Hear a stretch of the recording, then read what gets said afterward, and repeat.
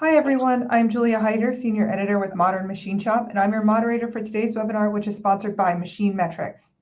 In this webinar, Wiscon Products President and CEO Torben Christensen will share his experiences integrating real-time machine data into daily workflows, addressing common operational challenges, and achieving significant improvements in efficiency and productivity. As a MachineMetrics customer since 2018, Torben and his team have a number of key insights to share on the adoption and use of production monitoring and analytics. Learn how real-time accurate data can drive continuous improvement, reduce waste, and optimize allocation. This webinar will provide valuable insights for manufacturing leaders looking to enhance their decision-making processes and achieve greater operational efficiency. Our presenters are Torben Christensen, President and CEO of Wiscon Products, and John Daly, Senior Account Executive at MachineMetrics. Torben joined the family business, Wiscon Products, in 1999 and has served as President and CEO for the past decade. Under his leadership, the company has embraced advanced manufacturing technologies and shifted to producing complex engineered components, enhancing operational efficiency and competitiveness. His commitment to innovation and continuous improvement has been key to Wiscon Products' success in the evolving manufacturing landscape. John's career started in the automotive supply chain, developing plant floor applications and supporting manufacturing operations teams. He also worked for 12 years at Plex Systems, leading and architecting complex ERP implementations in the automotive, aerospace, industrial goods, and process manufacturing verticals. After working for Siemens as a solution engineering director, he joined MachineMetrics as a senior account executive. You can submit questions at any time during the presentation using the Q&A tab on the right, and we'll answer as many as we can at the end. There will be a few handouts during the presentation, so keep an eye out for those. And I finally wanted to let everybody know that this webinar is being recorded and attendees will receive a link to the recording via email. So with all of that out of the way, let's get the presentation started. All right. Thank you so much, Julia.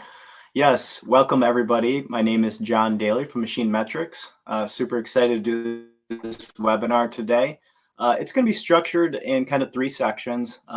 Very short section here for about 5 or 6 minutes. I'm going to give you a background and orientation on MachineMetrics as a company and our platform.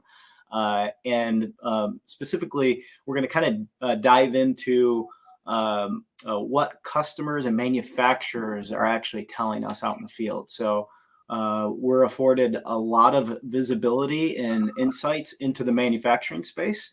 And so we want to share kind of the state of affairs right now and where the industry is going. And then I'm going to hand the presentation off to Torben. And Torben's going to talk about his journey with MachineMetrics and how he was successful in adopting MachineMetrics and then also realizing value from the solution. And then at the very end, we're going to probably have 10 or 15 minutes to actually do a Q&A session. So super excited about that. Please prepare your questions, ask questions at any point. We will inventory those and we will, of course, respond to those. So, hey, let's get things going here. A little background on MachineMetrics. So MachineMetrics, we have customers and partners worldwide. So we've, in customers in the discrete manufacturing space. So those customers range from billion-dollar conglomerates in multiple locations around the world to mom and pop shops, just like what we're going to talk about today with Torben and his great history at Wiscon Products. And we have a deep heritage of connecting a lot of different assets and machine types and of various, let's say, vintages and complexities. So really deep heritage in that and domain expertise. We're based in Massachusetts. A very exceptional and talented engineering team there. It's really heavy on our engineering front, and our product shows it. And a well-funded company, and we win some really awesome awards that we're proud of. So I wanted to start off with this that those insights that we're hearing from the marketplace. So as we speak with manufacturers, there's a consistent theme that we're hearing, and that theme is reliable shop floor data collection is just plaguing manufacturers. They're asking their operators, their technicians to do too much. So more and more of these skilled workers that we're hearing in the marketplace are retiring, or sometimes they're in high demand elsewhere, and it's a challenge. And so the challenge lies in that this data collection often results in a burden on those operators, and when that burden is imposed on those operators, a lot of times it's done through spreadsheets, whiteboards, and paper sheets. And that garbage in, garbage out, mentality or saying is true. And the efficacy of the data, the trust of the data, actually really is diminished.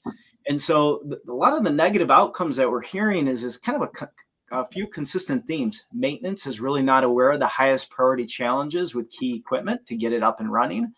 They're not in the know of that. Production, when you have production stand-ups or Gemba, the next day, as an example, the questions are why wasn't our rate met for that date? Why didn't we hit rate, I should say? Scheduling and capacity is a big problem. Theoretical ERP data and rates and cycle times are stale. It perpetuates that garbage in and garbage out, which results in a lot of job and work order completion dates, scheduled completion dates to be off. And then from that same capacity mindset, short term leaders are saying, can I take on more work or not? And then long term, they really want to objectively understand whether or not they need more equipment, or don't they need this equipment? And they can manage their demand and workload based on what they have existing. And lastly, we're all in the business to make money and be competitive, and really understand if this job or this work is making money or not. So quoting and margin analysis is critical. So those are some of the challenges. And what's happening is automated and live data collection. There's a paradigm shift that's happening. We're in the middle of it, really. It's already happened. It just depends on your adoption rate. And with these modern equipment and technology, these Industry 4.0 systems can really automatically know when a new job or new part's running without an operator telling the system. Know when a machine's set up, alarmed out, or in production. And then also understand precisely, let's say, what is that cycle time from part to part, or even the touch time within that, let's say, cycle time.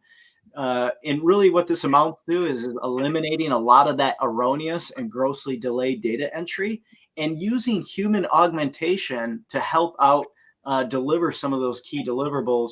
And really what it amounts to is real-time actionability and reporting. So maintenance can make that decision to pivot off a non-essential PM.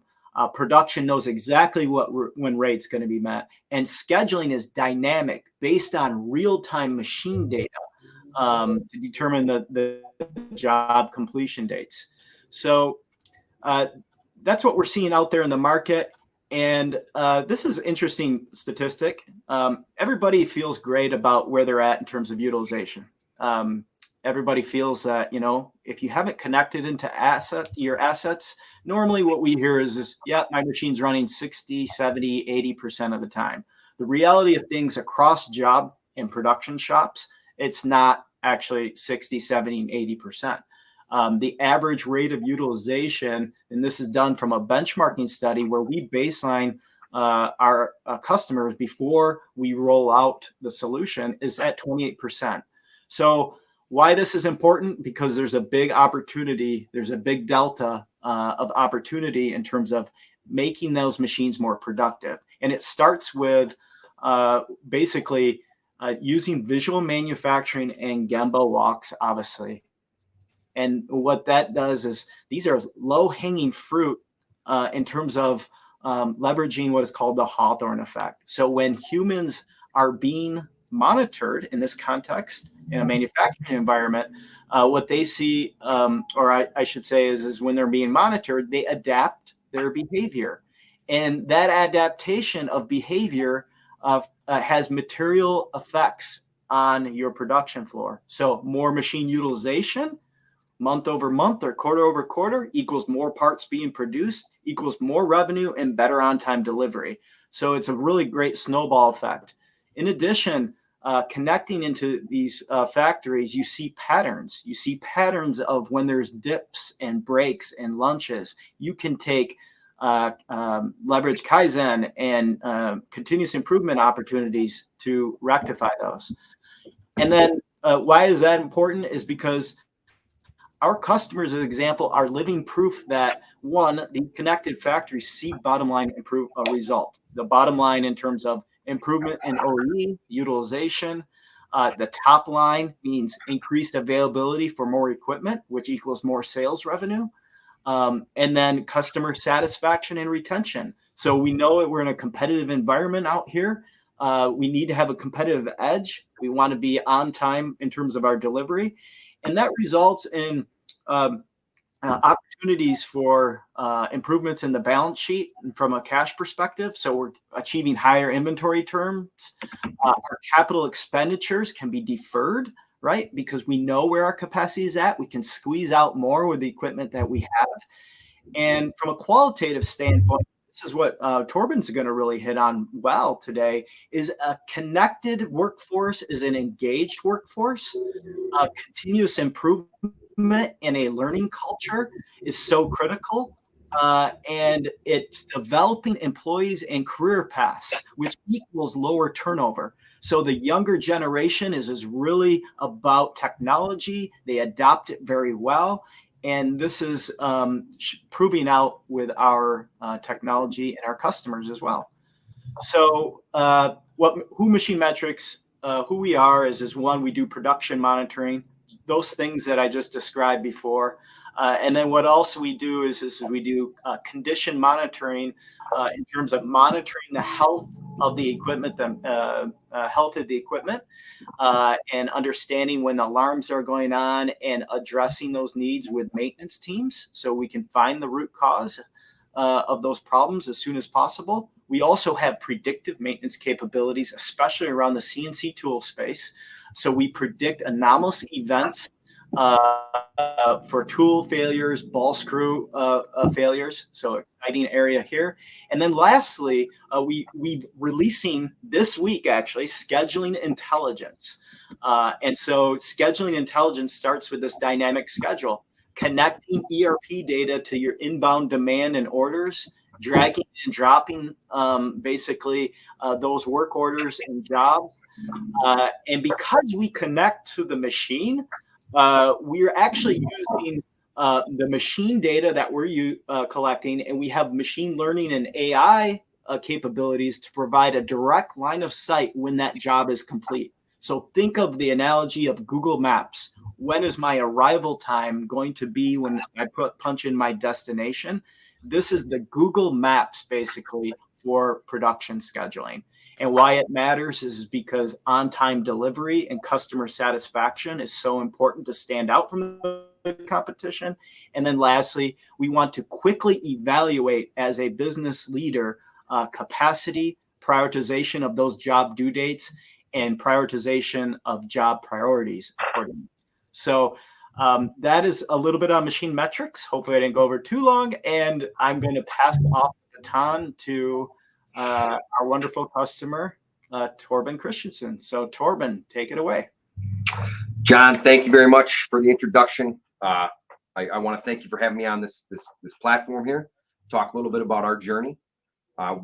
We're a third generation machine shop. I'm blessed to be the third generation. My father and grandfather both worked here and ran the company for a long time before I got involved.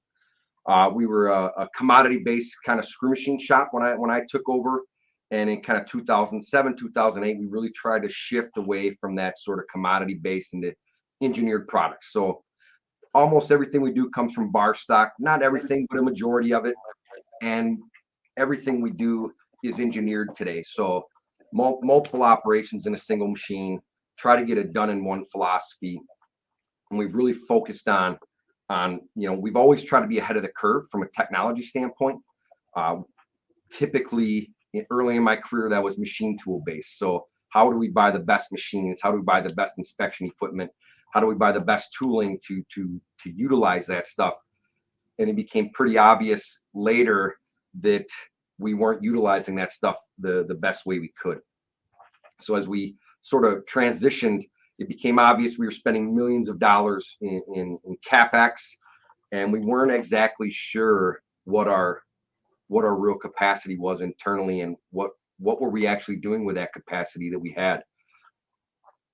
So when we decided to kind of shift and really dig into machine monitoring and look at the utilization, we selected MachineMetrics. MachineMetrics really bridged the gap for us in cost, and really understood where we were and where we wanted to go. And so when we selected MachineMetrics back in 2018, we implemented it on 18 machines. So today we've got 18 machines hooked up. 15 of them are lathes, whether they're single spindle lathes or multi-spindle lathes. And then we also have 3 horizontal machining centers. Anything that we run more than one shift. So we do run 24 hours a day, 5 days a week currently. And anything that we run more than a single shift, we have hooked up to MachineMetrics, monitoring utilization, part count, good, bad, ugly, all in between. And so we realized real fast when we implemented this that I echo some of your earlier slides, that we weren't really good at what we thought we were really good at. You know, we thought we were under that 70% threshold of utilization, and how do we got to add more machines all the time. And it became real obvious once we installed MachineMetrics, we weren't as good as we thought we were. So at the time, we only had about 23% utilization, which is almost, today it's still embarrassing. And even today, as we've increased that, it's still sort of, we're not that good at what we think we are. But if you go back, you know, we were doing all manual processes. So constantly double checking the ERP data to the real data. Did we have actual scrap counts? Were we getting the scrap accurate? Were we costing these jobs accurate? None of it really made sense on the back end. And we spent so much time correcting the data. So when we actually put MachineMetrics in, it became obvious. We were making more parts than we thought we were, but we weren't utilizing the equipment the way that we thought we were. I've always been I'm a cycle time guy, so I'm a traditional cam screw machinist, where seconds are all we really talked about. But as we transitioned into the engineered components, it became obvious utilization was significantly more important than cycle time. It became obvious that we had parts that we would have a good cycle time on, but at the end of the day, we wouldn't have enough parts in the bucket, right? So what were we missing there? What were the issues that we had? So once we really adopted MachineMetrics and got into it and understood some of the background information that was happening, we were able to really focus on utilization. So in our plant, we focus, all of the dashboards are focused on utilization. Engineering office has a dashboard that's focused on cycle time. So those guys are responsible for cycle time, but out on the plant, the shop floor, the engineers on the floor that are actually running the equipment, those guys are focused on utilization. They don't have a lot of control over cycle time. So if we had a good utilization, we knew that we could either improve that job and continue that route, or we could, if we had poor utilization and a good cycle time, we knew there was an engineering issue, right? So we focused on the floor on if the machine's available to run, is it running? And if not, why? And that became really the focus as to what was the issue as to the why. And once we transitioned and got real-time data and we're able to visually look at it, if you've been in my shop, John, we've got in my office, I have a dashboard on the wall that shows the plant, but out in the shop, we have them displayed everywhere. And it became real obvious, if we focused on the right things, we saw a significant increase in both utilization. So we saw a 52% increase in utilization, which seems dramatic, and it is dramatic, but we didn't start at a real high benchmark, right? So we didn't start real high. the next thing we knew was that even with the increased visibility, we still weren't getting good data back into our ERP system.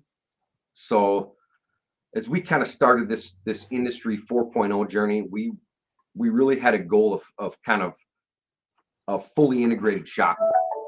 And one of the first things that we did after installation of MachineMetrics was MachineMetrics help us integrate our ERP so that all of the data that we are collecting was being dumped live into our ERP system.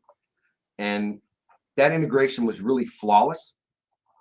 So now we were able to see costing and things that, so we were used to running these reports in our ERP system and looking at them in our ERP system.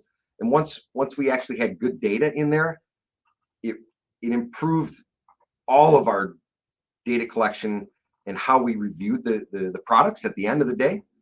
Certainly, you know, you can see on the screen, we saw a 52% increase in utilization. It's the profitability that really went through the roof. Once the guys on the floor, and you know, we've been around a long time, so we have quite a few of we'll call them seasoned operators. Once they realized we weren't sort of big brother in this, we were really looking at what are the problems that are affecting the true utilization of the machines. So what are the real downtime reasons that we could help eliminate? How can we make their job easier as opposed to why aren't you making rate? It really helped them get buy-in as to how do we improve the shop wide. So this screen right here is a great visualization of kind of a overall utilization. You can look at it by shift, by day, by week, and it really helps to understand when are you having some significant downtime. Is there trends to that downtime? What can we do to help alleviate that downtime? I say a bored operator is a happy operator. We really use that information so that they can do more, right? That's always the goal. How do we do more to stay competitive? We're a global company. We ship globally. We compete globally. So then you take those downtime reasons and you know, automatically it Pareto's them out so that we have a really good understanding of where is the downtime going and what is happening with those specific jobs, or whether it's plant wide or micro, you know, macro or micro, we can do both. It's really helped us to increase the utilization as well as focusing back to the cycle time, right? So how do we, my goal is always to have 85% utilization. And if we don't, it's a process issue. It's always process, not people. I really focus on the process using this tool. And we were able to really increase what we did without increasing our CapEx spending. So how do we get more out of what we have? We had spent, you know, a couple $15-20 million in CapEx, and we weren't sure what we were really doing with it. And do we need to add more, or do we really need to just utilize that stuff more? And we saw a significant increase in we call it a standard hour. So we went from 750 to almost 1,100 hours a week, and we've grown upon that really over just kind of dialing into what those downtime codes were. And then you see a snapshot here, but we get even more finite than that after you dig into it. The reports are so easy to run and kind of dig into the bread and butter of what's really going on out there, what's really causing the issues. Torben, I was wondering if I could ask you a quick question. Of course. Cool. So, you know, one of the things that, you know, we hear quite often is there's like this perception out there of shop owners and leaders that maybe more the, let's say, more experienced folks, they're not so much open to adopting, let's say, this new technology. Was that true for your shop, or could you expand upon that? No. Sure. Anytime you make a change, people are always questioning it, right? But at this time, we were rolling out all sorts of changes. This was an easy one to justify, and it was an easy one for them to realize one, it wasn't going away. We were all in on this. But it was also a way for us to really dig into what are your pain points? What are the things that are aggravating you about the shop and the machine process that if we paid better attention as management, as engineers, that would alleviate some of these stresses for you. Once we showed them how it was going to make their life easier and it was going to benefit everybody, it really was a no-brainer. That we got buy-in pretty quickly on the shop floor, and we kind of created a team. So we kind of analyze this stuff weekly. We created a team that kind of what's the worst utilized job out there this week? What's the worst cycle time job out there this week? How can we dig into that as a team collectively and improve upon that? And once they understand that it's really to benefit everybody, it wasn't hard to get them to really buy in and utilize it the way that we would like it. Pareto the scrap. Give us real-time scrap, not at the end of the day. Give us live downtime reasons. Let us know when there's a maintenance request or something like that. And it's all very easy to happen right there on the tablet that's at the machine. Thanks for answering that, Torben. I hope I answered the question there. Yeah. Yeah, you did. You answered it very well. And I think that's a good segue kind of into, the next slide here around embracing that, let's say, curiosity and interest from your operators, and then enabling them to make those decisions independent of, of yourself and others. And then also, I think this is probably a piece of it here is the improved communication to kind of tie it all together basically in live mode or in real time. But I'll let you speak to that. This is a huge piece to it. So, like I said, we've got dashboards everywhere. Quality has a dashboard, maintenance has a dashboard, engineering has a dashboard, all tied into MachineMetrics. We also have integrated a few of the aftermarket items that you guys integrate so flawlessly. So upkeep being one of them. If we have an issue or a maintenance request, I tell my guys, adding oil to the car isn't maintenance. You do that yourself. But if you need to change the oil, that's you go to maintenance for that. And so we always had hey, I told maintenance this has to happen, but it didn't happen. And maintenance will say, nobody told me that had to happen. So you guys have integrated a few maintenance portals that really make it easy to either one, create an automated workflow. So we hit a number of hours, it automatically kicks out a request for maintenance, whether that's change a hydraulic oil or change the coolant.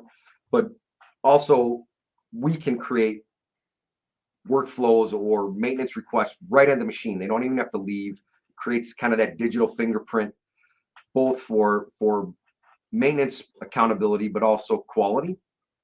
So we have integrated our quality into MachineMetrics and into the part counts and things like that, so that instead of 20 years ago when we did it part inspection, it was on a paper and a pencil, and it was based on the amount of time you ran the machine, had nothing to do with how many parts have been ran, the cycle time, etc. Today we've got that integrated so that if, depending on the part, the cycle time, the capability of that product, we create automated inspection points. And all of this sort of creates an auditor's nightmare, because it's a digital fingerprint to both when the machine is running and when those inspections were supposed to be done. But from a customer side, from my customer side, it gives them a very high level of confidence that not only is the product going to be made on time, but it's going to be made to print, and we have the data to back it up, right? So we have those digital fingerprints, we have those digital analogs that we can say, hey, here's the 6 critical characteristics that you have for this part. Here's the time frame that part ran. We can submit you reports as to the SPC quality of that product at any time. Not a lot of customers like that. Want it, I should say. They all like it. But we do have customers that we submit reports and things like that tie right back to the data that has been provided through MachineMetrics and some of the other systems that we've integrated to this. Yeah, thanks for expanding on that, Torben. And then, kind of a good segue again to, you mentioned the benefits to the customer, and when the customer's happy, they provide you more business, right? Some pretty good impact to your shop and your company. That's why we do this, right? So it's for our customers. Without them, we really don't exist or even have a reason to exist. I mean, I think MachineMetrics can echo that. We, as I said before, we had invested, upwards of $20 million in CapEx over 10 years, and we weren't feeling like we were getting the most out of that. After we had kind of implemented and integrated all of these systems and kind of what I feel is stayed ahead of the technology curve, or at least stayed up with it for a company our size, we significantly increased our sales per employee. We had a significant increase in operator efficiency. So kind of OOE, overall operator efficiency. What does the operator do? That's something we track very closely, both sales per employee and operator efficiency. What are we spending on labor dollars? Next to CapEx, labor dollars are our biggest cost. And it really helped us to focus our efforts on areas that we did well on and really highlighted the areas that we didn't do well, right? So how do we either improve upon those areas or exit those areas? One of the two. You sort of have to make that decision yourself, but it really helped us get a clear understanding of what those areas were. And we were able to prioritize what we like to do and what we were really good at. Great. And I'm still trying to figure out what we're really good at. Yeah, you're doing something right, Torben. So let's kind of go into your journey with MachineMetrics. So you've kind of evolved over the years. You've been a great customer of ours, and we're very appreciative of that. And you haven't, let's say, stood still. You keep moving and doing more and more. Certainly, and that we don't see that stopping anytime soon by any stretch. We got some exciting stuff coming up. But obviously,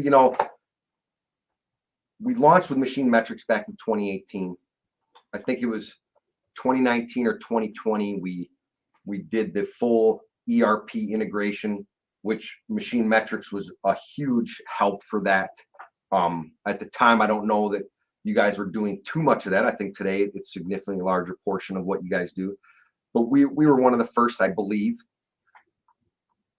And that really helped us internally. We're small and mighty, right? We don't have a huge team here, but that ERP integration really helped us get better data into our ERP system, not just through MachineMetrics, but into the ERP, which is where the majority of the team runs the reports from. We've got the engineering team that uses MachineMetrics, but the accounting team and the controllers and the cost accountants, they are digging into the ERP and they're using that data. So having that data be accurate from a scrap standpoint and a costing standpoint was huge. The next step for us was the maintenance, right? So how do we get maintenance integrated into this so that, like I said before, sort of this I said, he said, she said, nobody said kind of mentality. We use Upkeep, which was a seamless integration with you guys. I think a click of a mouse essentially is how it worked. And that has two benefits. One, it creates automated workflows, like I sort of mentioned that before, but it comes off of actual machine data. So MachineMetrics is constantly tracking all of our machine data in uptime, downtime, but hours and seconds of actual runtime. And it's looking in the background at 100 different other small things that can go wrong, right? So you blow a ball screw out, it's looking at 10 different things that happen at that same time that ball screw went out, and it's using proactive measures to predict when those things happen, or it's telling us, hey, it's been 4,000 hours. You have to change the hydraulic fluid on this machine, because those things, you start to get over 10 machines, and it becomes hard to manually track this stuff. When we went from a period of time where almost every machine we had was under warranty and we didn't have to worry about a lot of stuff, to 10 years later, we're really managing all aspects of that operation. Without real integration like this, it's very difficult to track and maintain accurately for a company our size. For a bigger company, I think it gets to be difficult and time consuming, right? Time consuming being the standard there. We don't want to waste time tracking things. We want to spend time fixing or improving things. Yeah. This is definitely a testament. You've done a exceptional job of tying the data into those different business systems and using it in your day-to-day work to, like you said, just really to save time, which is so critical right now.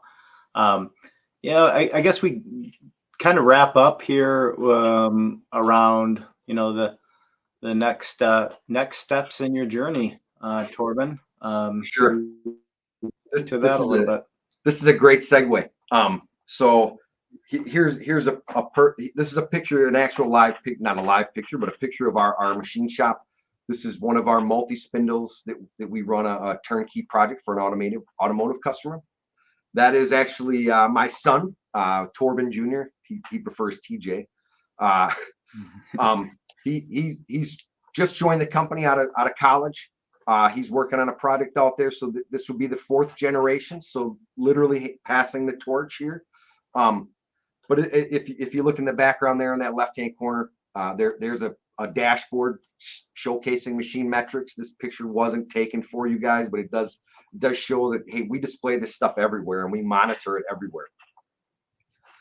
But really, there's a few steps in our general, as we move forward. There's multiple steps that we're going to keep improving upon.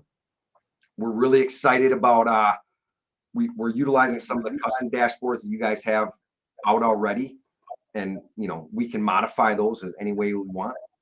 But sort of that live production schedule that we've helped develop, and you guys have worked so actively to improve upon and make live. So we do all of our scheduling currently on Excel, and we use forecasted. We think it's going to take this long. Historically, you guys are really using, hey, this part's ran 7 times. This is how long it's going to take to actually get through the shop, unless you do something to really improve upon it. So we're really excited for some of these new product launches. MachineMetrics has been so integral in our company, as well as communicating what those are and helping us to implement them. We're really excited as to what's coming up, as well as the 4th generation coming on board and taking us along that journey. So I am personally super excited about that. Yeah, awesome. Well, thanks, Torben, for all of that. What we're going to do next is we're going to go into Q&A, but a few announcements that we have. If you're further interested in MachineMetrics production intelligence, that's our scheduling that we're releasing. I'll go ahead and advance the slide to that. We have a webinar next week, actually, that is going to kind of cover that new capability that Torben's interested in, and many of our other customers. And we feel this is really going to help out our customers understand the state of their work, not just their machines, but their work, and to complete by utilizing that cycle time and information that we're getting right from the machine to use for decision making. And so that's next week. So get a chance, that'd be great. Join the webinar, register for that. It's on our website. You can register. And then lastly, for those of you that will be at IMTS, we'll certainly be there. If you'd like to meet us, that'd be great. We can give you live demo. And yep, Torben, I think might be coming a day or two. Maybe you'll run into Torben, and yeah, we can have a great conversation. So really that concludes our portion, because we want to dedicate some time to Q&A and answer your questions, any and all questions here. So we're going to kind of open up the lines here for Q&A. So feel free to go to the Q&A and add those questions. All right, thank you, Torben and John. We're starting to get some questions already, but there's still time to submit one. You can do that using the Q&A tab on the right, and we'll do our best to get to it. If we don't get to it today, someone can follow up with you via email. So our first question, how can I connect MachineMetrics to the machine? Do I need a cable, or how does that work? And maybe you can also talk about how long that process takes as well. Yeah, I can take the first part of that, and then I think it'd be good for Torben to speak to his practical experience on how long it took for them to connect. So how you can connect is, yes, typically there's two different types of connections into a machine. For modern equipment, we connect right into the PLC or the control or CNC control of a machine, and that's using a net. So modern equipment, we can pull out a lot of data, and they call them data tags, right from the machine to know when the machine's running, when the machine is producing parts, the temperature of the key components, and then also other diagnostics, like on a CNC equipment, the feed rate and the rapid overrides. Those can be derived from a let's say a control level integration. Now we all know, and Torben probably has a few of these too, older equipment does not have, let's say, that connectivity capability. So we use what is called an IO, and we use sensors to connect into that machine. And then we transfer that data through that same Ethernet cable, or in some cases wirelessly as well. So that's that first part of how do we collect data right from the asset. It's done through controls, connecting into the PLC or control, and then secondarily using sensors and using that sensor information to derive the uptime and the performance of the machine. And then Torben, maybe you could answer the question about how long, right? I can do a little bit of both. I want to speak to MachineMetrics. When we started this process, we had looked at numerous systems, and we were using some machines that didn't necessarily play friendly with everybody else, right? So some of the FANUC controls speaks and communicates significantly better than maybe some of the controls that we have. We have Siemens, and we had a big gap as to how we were going to collect that data. And MachineMetrics was the only company that found sort of a workaround without a very high CapEx installment portion of that. So some of our machines have a very basic PLC installed that we're collecting, uptime, downtime, part count through sensors and IOs. And we don't have the ability to see the feed rate override or things like that, but I didn't need all of that when I started. And MachineMetrics was the only one that was helping us bridge that gap. With that said, some of our newer controls, it is just a plug and play system right into the PLC. Certainly all of our machining centers, things that use a more traditional control or a Americanized control, we'll call it, that data comes out very easily, and we have all kinds of background information. But MachineMetrics was one of the only guys that really understood our problem. We didn't want to spend $80,000 in hardware to implement to see if we were running or walking before we ran. So they did a great job of helping us bridge the gap. They understood the problem, and they found a solution for it. Awesome. To get that up and running, once it's installed and communicating, it's an hours process, not a days or a weeks process for sure. Awesome. Our next question, can you explain how data is collected at the machine level, and how do you collect downtime data? Go ahead, Torben. What was the question again? Can you explain how data is collected at the machine level and how do you collect downtime data, like categorizing why a machine is down? Sure. So we have tablets installed on all of the equipments. We bought these directly from MachineMetrics. You can buy them aftermarket and implement them yourselves. We prefer just to use the MachineMetrics model. But we have that at every machine that we're recording data. We have a tablet at the machine. We have parameters set. So if it hits 2 minutes of downtime, they have to go in and categorize what that downtime code was. And then those get Paretoed out over the course of a job or a day or whatever we decide to look at.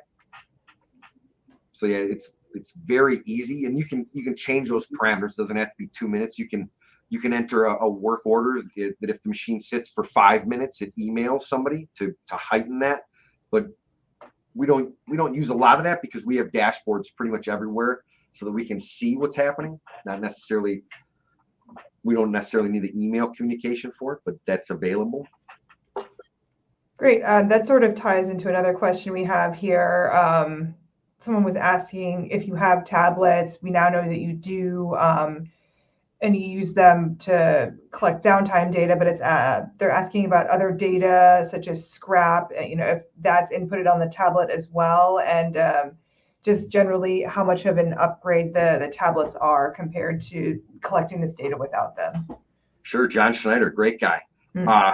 We before it was all paper based, and we really, unless we had an issue for a period of time, we weren't really putting that documentation out there to actually collect the data. So this is a significant upgrade, a very easy upgrade for us now because it's all automatic. So if the machine sits for 2 minutes, the tablet changes, you have to go in and enter a key code or a parameter into that code or tablet that lets it know what's going on. Why was the machine down? I was changing the tool, the drill broke, or I was at lunch, whatever that is.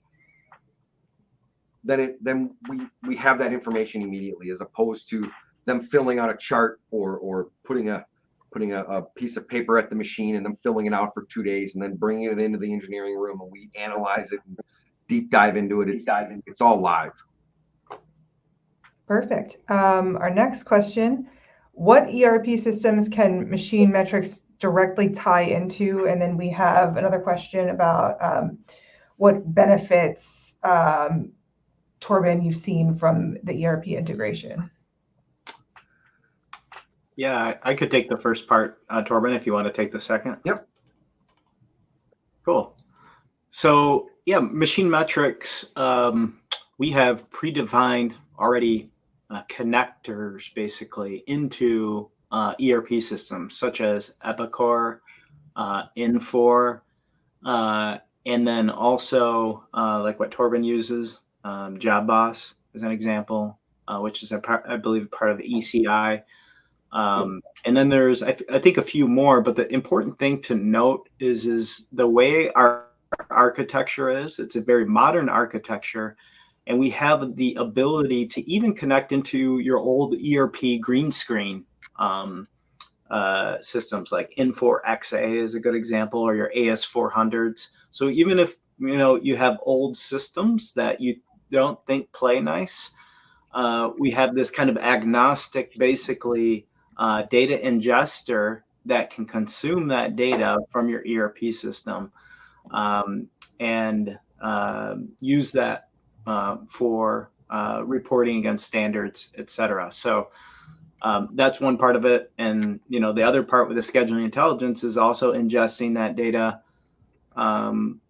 for basically for reporting out, your performance within your ERP and adding contextual data. So that's basically the answer here is the ERP system. Our technology enables specific connectors into ERP systems. If I didn't list yours, it's likely that we've connected to it in the past, but it would be good to learn more about what your ERPs you're using and your capabilities, and then we can give an assessment from there. So Torben, yeah. Go ahead, finish. Nope, I'm finished.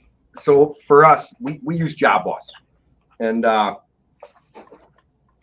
we had a significant amount of incorrect data in JobBoss. So all of our machinists are required to run more than one machine. Some of them run 2 or 3, depending on cycle time and requirements of that machine. And it was a constant issue where they weren't logging into the right job, the right operation. They weren't entering the wrong scrap codes. And it's not that they were wrong. They were entering the job number into the scrap codes. They were entering the scrap codes into the good parts. So it was a data combobulation issue. The integration eliminated that completely. So MachineMetrics knows what operation it's running. It pulls the data and the rate right from our ERP, so we don't have to go in and create part numbers or anything inside of MachineMetrics. It pulls that information. All they're doing is entering. If they run a bad part, they just hit a button and they enter the reason why. And that data is exported every, I don't even know the frequency. It might be every 2 minutes, it might be every 15, but we have it live. So if I want to go in and see what that job's running right now, today, I don't have to wait till the end of the day. I can go in and see, yesterday we had a quality issue on this part. I want to look at it today. How many scrap counts have we had today? Is it an improvement over yesterday, and why? And it has eliminated 100% of our data entry errors, which was almost a 4-hour-a-day process fixing what had happened in the last 24 hours. Running 24 hours a day at 1.7 days a week, data integrity became a very big issue for us, and it eliminated that. Awesome. Thank you for that. We have another question here about whether this software is really only useful for production companies, or if maybe it could be useful for shops who do lower volumes.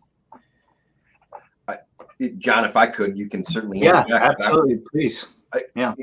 Any company that wants to know what their machines are doing. So we're not just monitoring production uptime, but we also monitor setup time, both active and inactive. So, you know, if second shift starts a setup, or first shift starts a setup, and maybe we don't have the ability to finish that setup on the off shifts, we want to know all that information to find out, do I need to hire another second shift setup guy, or do we not? You know, so all of that data is really important. So if setups are a big thing for you, or a low volume production shop, I think it's always important to understand that what are your machine tools doing. Yeah, perfect. I have one more question here. So if anybody else wants to ask a question, make sure to get that in as soon as possible. But this question is asking if MachineMetrics has helped you with onboarding or training. Oh, this is a great question. This is from my friend, Dr. Manoj Babu from the Marquette University. He's a professor of leadership at Marquette, great guy. This is a great tool to onboard new employees. It helps them to understand what are the expectations, what are they actually doing, what process do they need to follow. We have a lot of information on the tablets that MachineMetrics has helped us put on there. So whether it's note taking, all of the inspection data that they collect is broadcast right there at the workstation. We don't necessarily require certifications and things, but it really helps bring them up to speed much faster. And certainly from a young kid coming out of a great university like Marquette, we have all of the technology and integrations that make it a fun shop to work in, and shows them the impact they have right away. Awesome. I think that concludes our presentation for today. I want to thank Torben, John, and MachineMetrics for making this webinar possible. And thank you to everyone for listening in. You should receive an email with a link to the recording soon. Thank you for your time, and enjoy the rest of your day. Thank you. Thank you.